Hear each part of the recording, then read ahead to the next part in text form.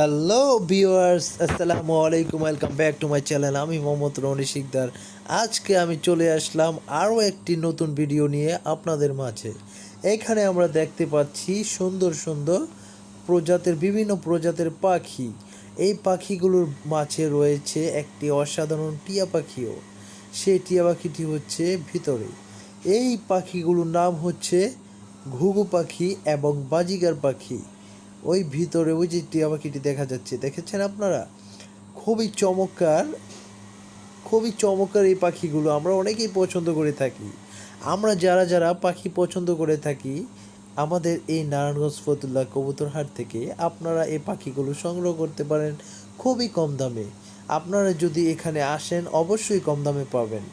এখানকার ভালো ভালো প্রজাতির কবুতর পাখি এবং অনেক কিছু পাওয়া যায় এখানে।